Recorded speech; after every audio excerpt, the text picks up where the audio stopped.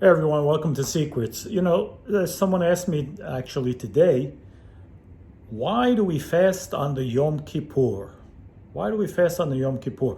Now, remember, the English term for Yom Kippur is the Day of Atonement.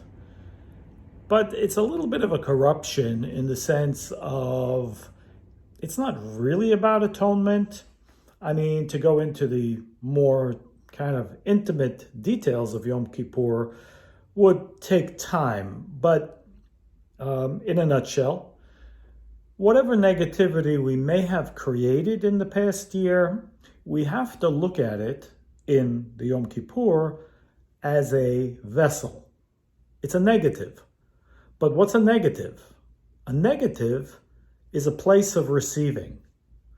Yes, true. It may have come initially from a selfish place. That's true. We all do selfish things, selfish acts, maybe even destructive. But in Yom Kippur, those actions, provided, where we desire to transform them, they act as vessels, negatives. They are negatives. A negative means a vessel. They act as vessels to draw down spiritual light. Yom Kippur has the power to do this. So why do we fast? What is the purpose of fasting? There's some other restrictions. What is that about? Well, the reason why our negatives can be transformed into positives, let's imagine an extremely bright light. An extremely bright light drowns out everything else. So we would call that a blinding light. That's what Yom Kippur is. There's a very special light that comes from the place which is called Bina. And Bina is a very high spiritual stage. And that stage shines down a blinding light, a blinding spiritual light. Now, in order to be a part of that, we have to be elevated as that light, as that level, where that exists. Now, according to the Kabbalists, this stage is the stage, or it's the level of angels. Now, angels, whatever they may be, they certainly don't eat, they don't take worldly pleasures.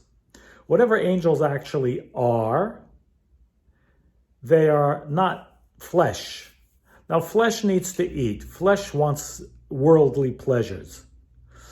But on Yom Kippur, we are bypassing the stage that is required to utilize worldly pleasures.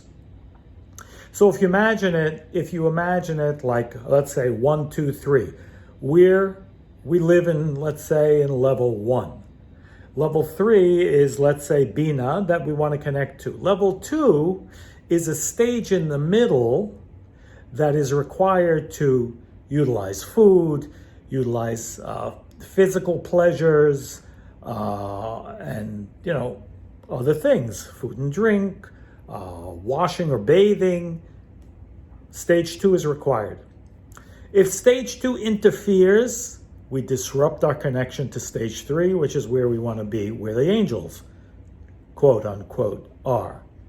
So we are elevated to that realm and we are able to come at one.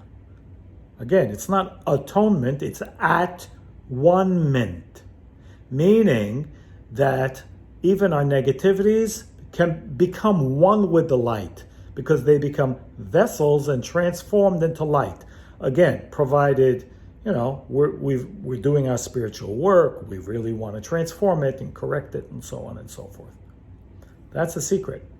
That's not only the reason why we fast on the Yom Kippur, but all the other things that we do are to assist us in making that type of spiritual connection to a very awesome power and level that can completely cleanse us like newborns, to be born again, if you will. But that's the power of the Yom Kippur. So it's a very powerful thing. I wish everyone luck, and I hope, this helps the consciousness a little bit, because You know, we know the consciousness is everything. Awareness gives you more power to tap in to those things we may not understand, but nevertheless, you know, like the cell phone or the computer, we may not know exactly how it works, but we can still connect to them and use them to our benefit. Same here. So where your head is at, that's where you're at. Enjoy, everyone. Have a happy Yom Kippur if you are celebrating.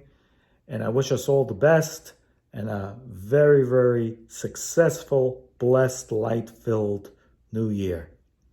All the best.